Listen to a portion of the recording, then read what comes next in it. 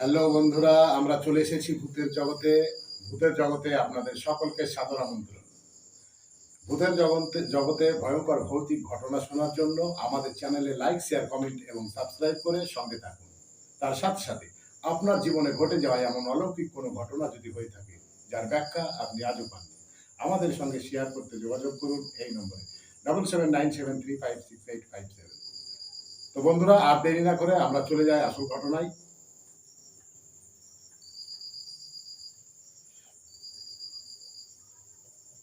এর আগের এপিসোডে আপনারা যেটি শুনেছেন আমবাগানের ঘটনা, ঠিক তারপর থেকে আমি আপনাদের সামনে বলছি।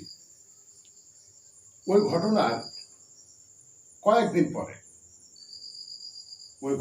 কয়েকদিন পরে রাত্রে শুয়ে আছি, হঠাৎ ঘুম ভেঙে গেল। আমি জানালা দিয়ে দেখলাম হালকা বাতাস বইছে, তার সাথে সাথে বৃষ্টি হচ্ছে। কিছুক্ষণের মধ্যেই বৃষ্টি থেমে গেল। বাইরে বেরিয়ে দেখি প্রচন্ড ঝড় হয়েছে। মানে এমন একটা পরিবেশ, প্রচন্ড ঝড় হয়েছে, গাছের ডালপালা ভেঙে গেছে, আকাশও পরিষ্কার হয়ে গেছে, আকাশে মেঘ নেই। আমি ভাবলাম যে এই তো রাত্রে ঝড় হয়েছে, মানে আম বাগানে আম পড়বে। তো যেই ভাবা সেই কাজ, বুঝতেই পারছেন। একটা বস্তা আর একটা টর্চ লাইট নিয়ে আম কুড়ানোর উদ্দেশ্যে বেরিয়ে পড়ি। ঠিক 200 থেকে 300 মিটার পরেই আম বাগানগুলো আছে। তো আমি গিয়ে দেখলাম যে বাগানে যাবো ভাবছি সেখানে লাইট টর্চ জ্বলছে, মানে বাগানের মালিক আমগুলো কুড়োচ্ছে। তা আমি ভাবলাম যে যাওয়া যায় কোথায়। এমন একটা বাগান সিলেক্ট করলাম, সেই বাগানটা হচ্ছে অ্যাকচুয়ালি ফজলি বাগান নামে পরিচিত। তো বাগানটার স্পেসটা আপনাদেরকে বলে রাখি, বড় বাগান, তার চারপাশে ফাঁকা জমি, সেই জমিগুলোতে সবজির চাষ হয়। তো আমাদের গ্রাম থেকে একটু দূরে, মানে ওটা বাগান থেকে একটু আলাদা, ওখানে কেউ যায় না। মানে ওই বাগানটা এমনি হন্টেড। ওই বাগানে কোনো মানুষ রাত্রে আম কুড়োতে যায় না। আমি মাঝে মধ্যে যাই, প্রতিনিয়ত নয়। তা আমি চিন্তা ভাবনা করে দেখলাম যে আম কুড়োতে গেলে ওই বাগানে যেতে হবে। তা আমি ঠিক যেই ভাবা সেই কাজ। কবরস্থানের মধ্যে দিয়ে রাস্তা, কবরস্থানের মধ্যে দিয়ে বাস ঝাড়ের তলা দিয়ে বাগানের ভেতর আমি হাঁটতে শুরু করি। হাঁটতে হাঁটতে অনেকটাই বাগানের ভেতর দিয়ে যাওয়ার পর ফাঁকা জমি।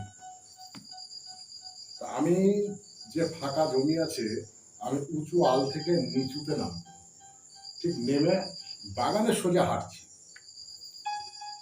হাঁটতে হাঁটতে আমার কেমন যেন মনে হচ্ছে আমার পেছনে কেউ একজন আসছে।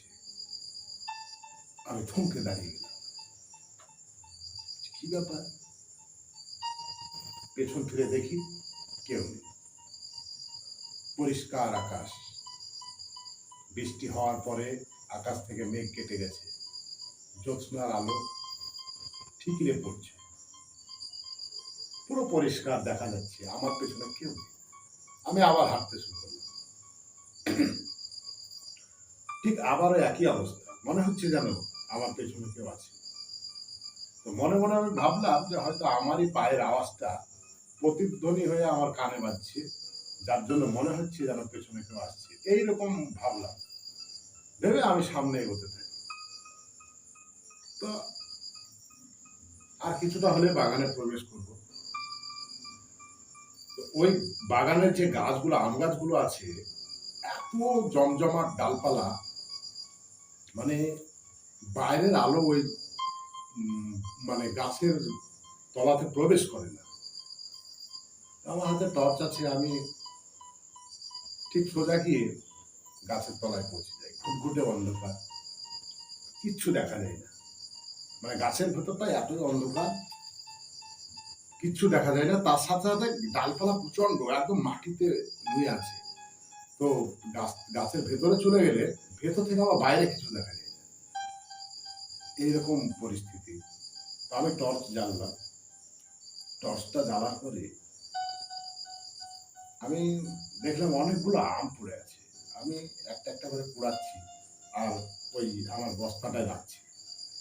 তো ঠিক ৪টে থেকে ৫টা আম কুড়ানোর পরে আমার কেন যেন মনে হলো যে গাছের উপরে কে যেন বসে আছে। আমি ভাবছি কি ব্যাপার? এই গভীর রাত্রে এমনি তো দিনের বেলাতে ওই বাগানে কেউ ভয় যায় না।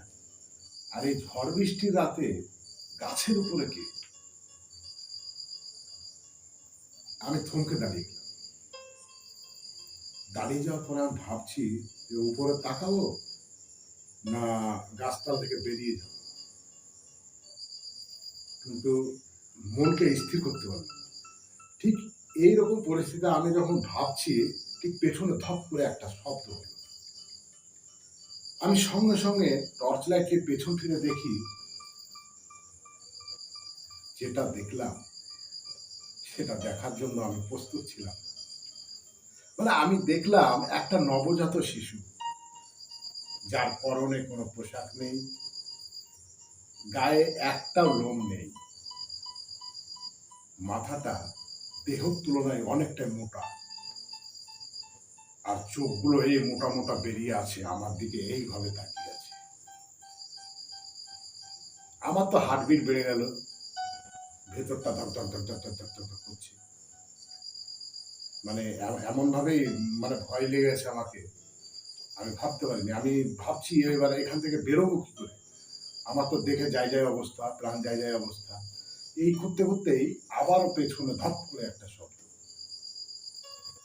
আমি আবারও পেছনে ঘুরে দেখি, সেই সেম একই জিনিস, সেই নবজাত শিশু, পরনে পোশাক নেই, একদম উল্লঙ্গ, দেহ থেকে মাথাটা অনেকটা বড়, আর চোখ দুটো এই বড় বড় বেরিয়ে আছে, আমার দিকে হা করে তাকিয়ে আছে। আমি মনে মনে আল্লাহর নাম নিলাম, কিন্তু প্রচন্ড ভয় পেয়েছি। আমি শুধু ভাবছি এখান থেকে বেঁচে ফিরবো কিভাবে। আমার একটাই উদ্দেশ্য। তা আমার ভেতরটা কোনো কাজ করছে না।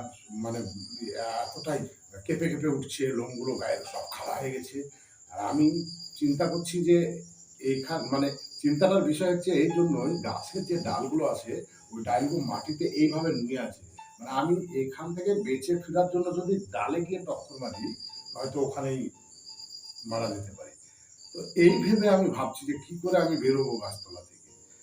আমি একটা সময় কোনো কিছু চিন্তা না করে আল্লাহর নাম নিয়ে একটা দৌড়ে আমি গাছতলা থেকে বেরিয়ে যাই। আমি গাছতলা থেকে বেরিয়ে ফাঁকা জমি দৌড়তে থাকি। দৌড়তে দৌড়তে একটা পর্যায়ে ওই জমিতে যে আল থাকে, সে আলে হুচুট খেয়ে পড়ে যায়। তো পড়ে যাওয়ার পরে আমার জ্ঞান আছে, কিন্তু আমি যে উঠে দাঁড়াবো, আমার সেই শক্তি আমি হারিয়ে ফেলেছি। মানে আমার ভেতরে উঠে দাঁড়ানোর বা চলার কোনো শক্তি নেই। আমি করলাম কি, ওখানে একটা শ্যালো ঘর ছিল, শ্যালো মেশিনের ঘর ছিল। আমি ওই হামাগুড়ি দিয়ে গিয়ে সেই শ্যালো মেশিনের যে ধাপিটা আছে ইটের গাঁথা, ওখানে বসলাম। বসার পরে বাগানের দিকে তাকিয়ে দেখছি, তো বাগানে যেন একটা বড় ঝড় হলে যেমন হয়, দুটো গাছ যেন দুলছে, আর ডালপালা যেন ভেঙে যাচ্ছে, আর একটা শব্দ হচ্ছে গোংরানির শব্দ। মানে এতটাই গোংরানির শব্দ ভয়ঙ্কর ছিল যে ওখানে আমার বসে থাকার মতো আর পরিস্থিতি নাই।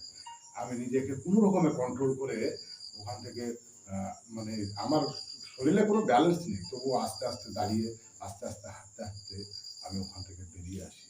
যাই হোক, আল্লাহর হুকুমে আমার কিছুই হয়নি।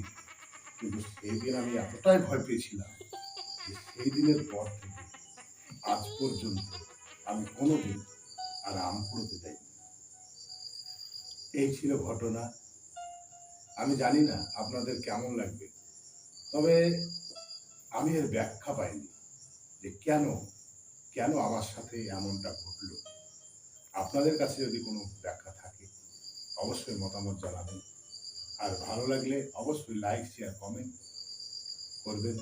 এবং আপনার জীবনে এমন অলৌকিক কোনো ঘটনা যদি ঘটে থাকে, আপনি যদি চান যে আমাদের চ্যানেলের মাধ্যমে আপনার ওই ঘটনাটা দর্শকের মধ্যে তুলে ধরি, তাহলে যোগাযোগ করুন এই নম্বরে 7797356857।